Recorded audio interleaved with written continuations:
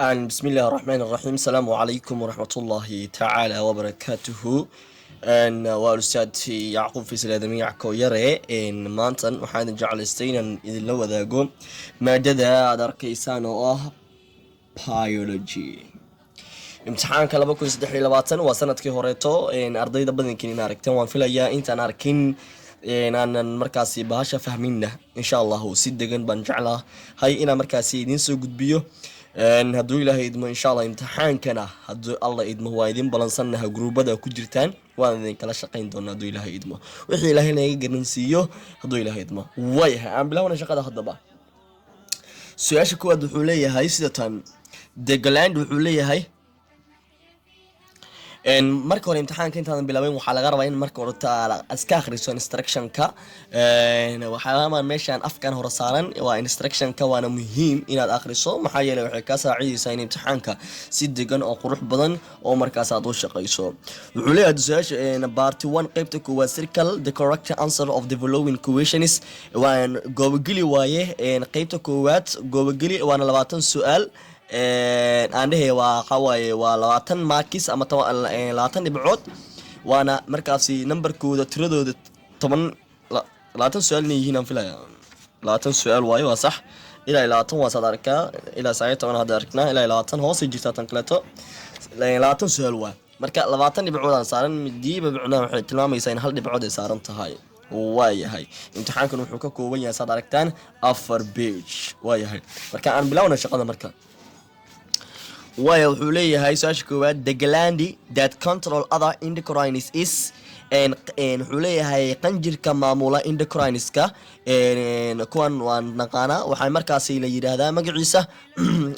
jawaabta saxda waa pituitary gland waaye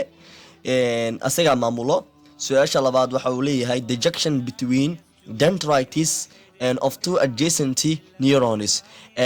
isgoyska ku kulmaan dendrites laba dendrine iskolad waxaa la yiraahdaa isgoyska ku kulmaan dendrites waa waxyaabahan dendrites la farqahan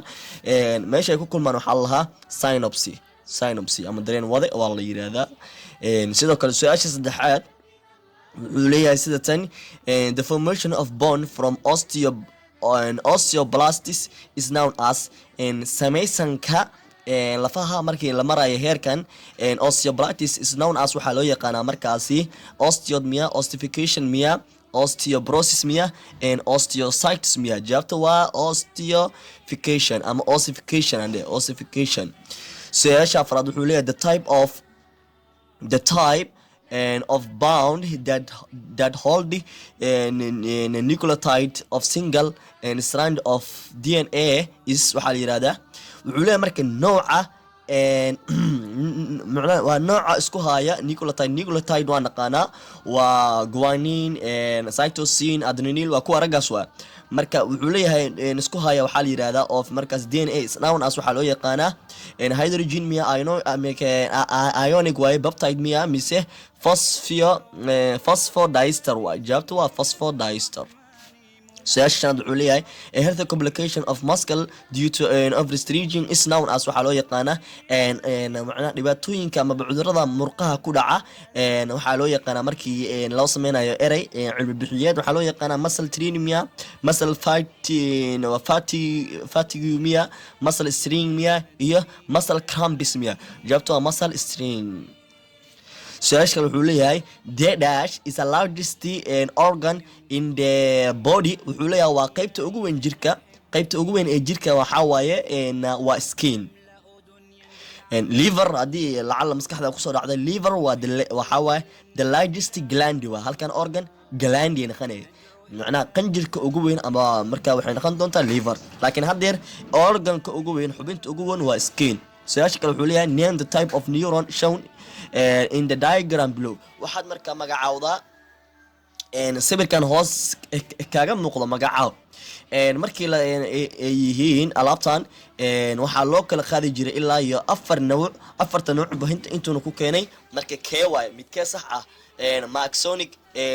maxoniga bipolar miya unipolar miya multipolar waaye waxaan dhammaantood sharaxadood waa ka saabsan adika waa farqa badna waaye multipolar waaye inaad ka saysaan waan filayaa macallimiinta inay idin soo dadaalay khayr Allah siiyo insha Allah waxa waaye su'aasha kale xigta aan soconaynaa is the sequence of AGC waa adenine guanine is cytosine is a part of DNA waa qayb kamid ah DNA da with complementary codon of M and messenger RNA hada waxa sheegtaa markaasi waxay markaasi messenger RNA ga ay noqon doonto sheeg ma TCG miya mise UGC miya mise UCG miya mise waa